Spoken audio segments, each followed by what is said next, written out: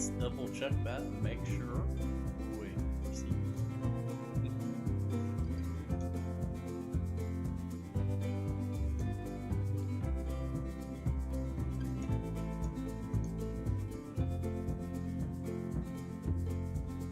Okay, we are live on YouTube, so hey, if you're joining me on YouTube, hello. While I'm checking on things, check out this week's question. So, do you use raised beds? And if you do, let me know how they're working out in the comments.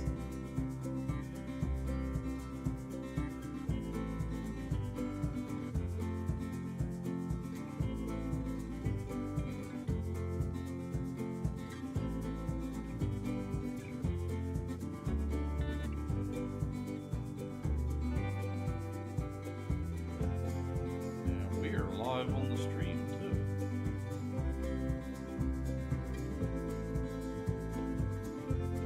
Or on Facebook, rather.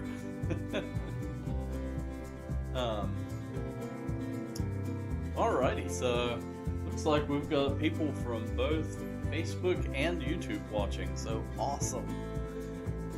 So as I get started, again, check out the question this week: do you use raised beds? So that's what we're going to be talking about this week, and I want to know if you use raised beds at home and how they're working out for you, because I've always been a classic Victory style gardener with the straight rows, and I'm getting ready to switch over to raised beds. So without further ado, let's go ahead and get started.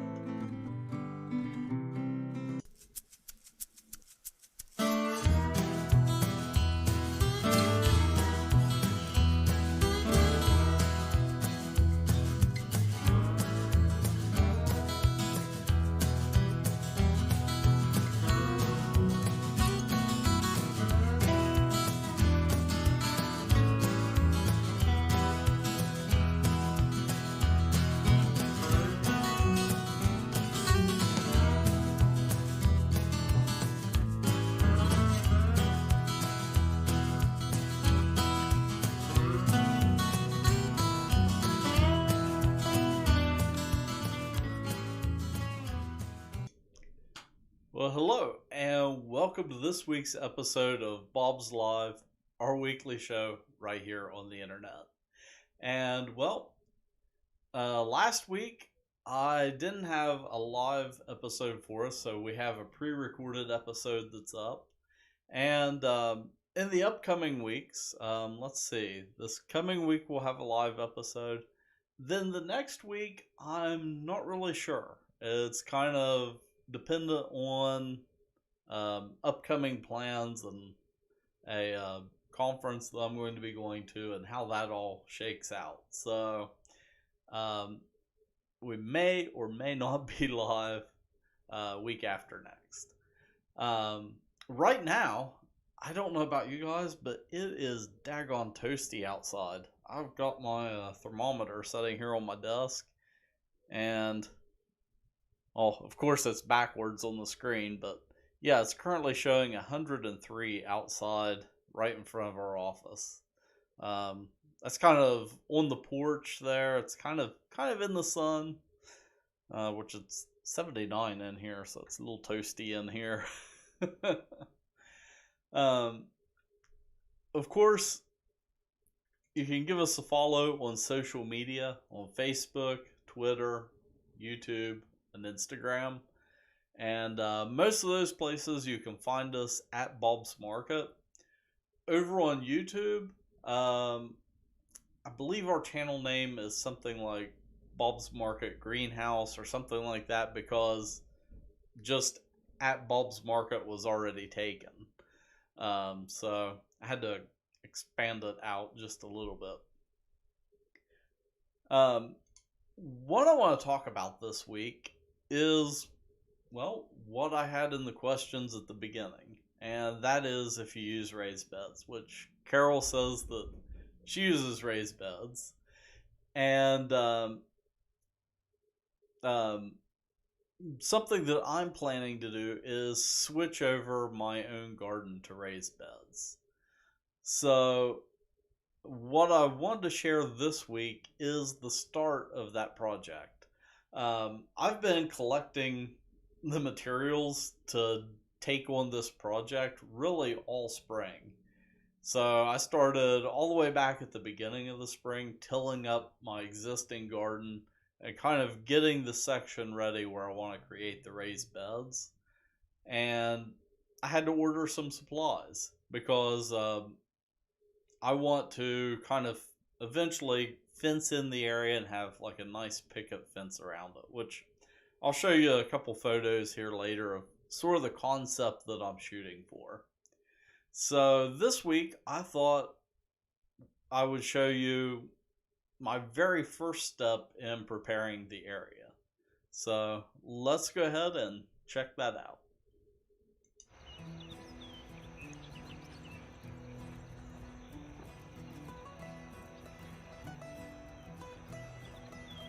This evening I am out here in my garden. And well, as you can see, I don't have a garden this year. And that's because I'm planning on building raised beds in this area and converting my garden over from kind of a traditional victory garden style with straight rows to raised beds. So in order to do that, the first thing that I want to do is put down weed cloth. Now normally I'm not a fan of weed cloth, but in the case of keeping weeds from popping up in around my raised beds, I want to put down weed cloth and a blanket of mulch here. But before I could do that, I had to deal with a very invasive species of grass that was growing in this section of the garden. And that is Johnson grass. It is super hard to kill. So let's talk a little bit about that. So here I have some Johnson grass that I've pulled up out of a nearby field. It was introduced all the way back in the early 1800s into the US. And the name is credited to a colonel that owned a plantation in Alabama in the 1840s.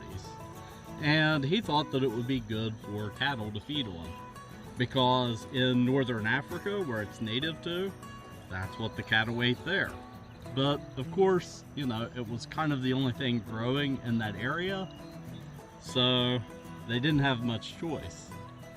And unfortunately, in the US, where there are other choices for cattle to eat, they didn't care very much for Johnson grass. And also, something that can happen with Johnson grass in the summertime is if it becomes wilted during drought conditions, its leaves actually produce hydrogen cyanide, which can poison cattle and horses. But what makes this weed such an invasive species is its root system. It uses rhizomes to spread. So here we can see a rhizome coming off, and this would normally be underground. So it basically shoots off these other shoots, and then more Johnson grass pops up from it. So you can cut off the plant and think that you've killed it, but the rhizome underground is just continuing to grow, and more Johnson grass will pop up elsewhere. Unfortunately, the only thing that will kill Johnson grass is glyphosate, also known as Roundup, which recently it's gotten some bad press, but right now it is literally the only thing that we have to fight Johnson grass and to kill it. That is for the moment, because in Asia, they've actually had glyphosate resistant varieties of Johnson grass pop up. So that's something that I forgot to mention too. It's native to Asia and northern Africa, but Johnson grass is so invasive that it's spread literally all over the world. It's on every single continent except for Antarctica. So what I did to simplify putting down the wheat cloth is I pre-purchased ready-made sections of wheat cloth. So I've got 3 sections to put down, and the way I ordered it, it already came with the pins to hold it in place. So my plan is to start here and then kind of overlap them going this way, because most of the wind that I get tends to come from that direction. So until I get the mulch put in place, that should help hold it down. And then I'm also going to put some weights up on this side to help hold it down. So let me go ahead and start getting this spread out.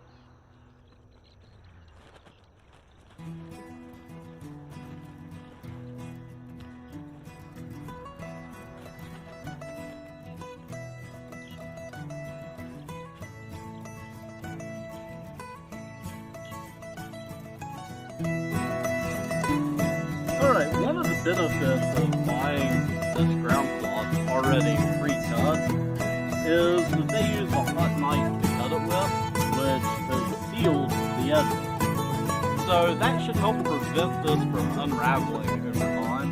However, I am going to fold under the edge before driving in the bit. And actually, on this corner.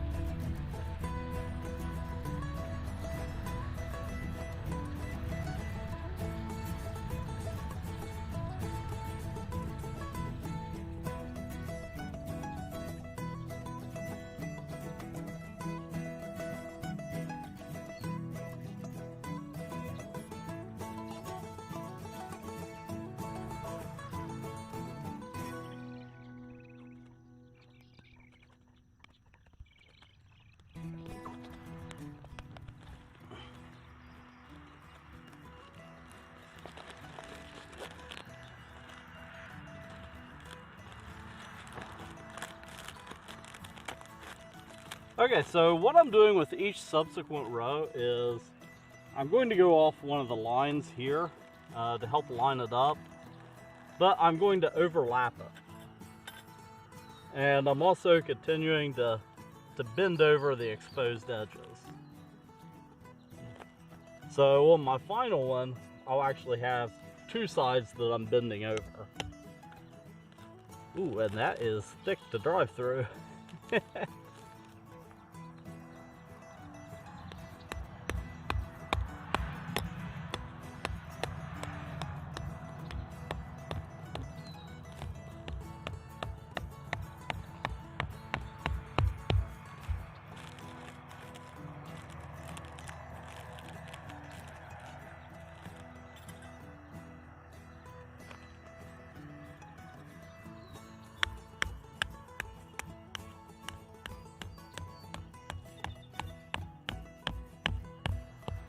Alright, so I got this first row in. I've got two more to do, but as you can see, I'm starting to lose daylight.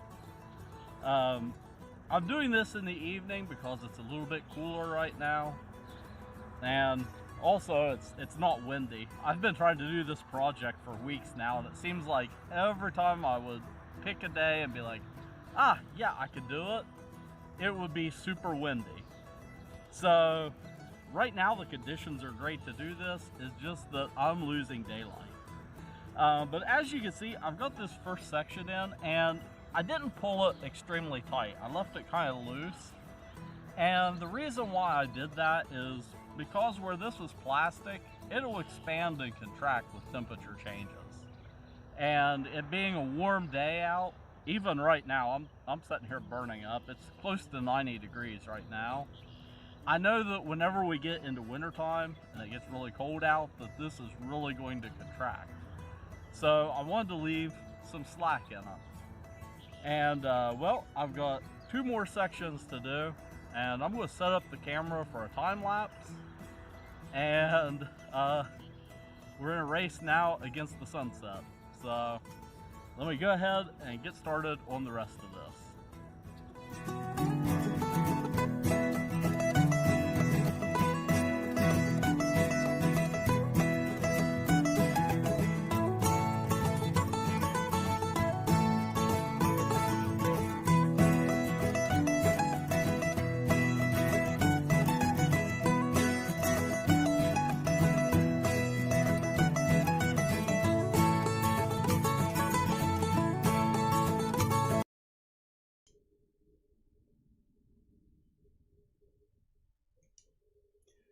Yeah, so I ended up being outside pretty late after dark getting that done. Thankfully, there in the backyard, I have a dusk to dawn light, so I am able to work out right there in the garden. Um, but yeah, normally I am not a fan of weed cloth. Um, I try to avoid using it whenever I can in my landscape. I prefer to use just straight mulch and then till it under. But in this case, I've looked at different concepts for raised bed gardens, and I wanted something that I could change later on. So, kind of one of my first inspirations was this image right here. And I didn't want to do gravel because if I ever remove the raised beds, I didn't want to have to deal with disposing of or relocating a ton of gravel. So I decided, well, I'll do mulch. But again, I didn't want to have to constantly fight weeds. So I think that in this use case, putting down weed cloth, hopefully it'll be a good decision. So I guess time will tell with it. Um, but yeah, my next step is to build the actual raised beds, which I already have the lumber to do it. And thank goodness I bought the lumber like months ago. Because now it would, this project would easily cost 2 or 3 times the cost that I'm putting into it. That's one of those things that I guess I just dodged a bullet on was pre-purchasing the lumber back kind of early. Well, I guess it was kind of midwinter time. Um, but yeah, this project, it's something that I've been wanting to do for a few years, and I've just kind of been putting it off. And then even this spring, it's kind of got pushed to the back burner.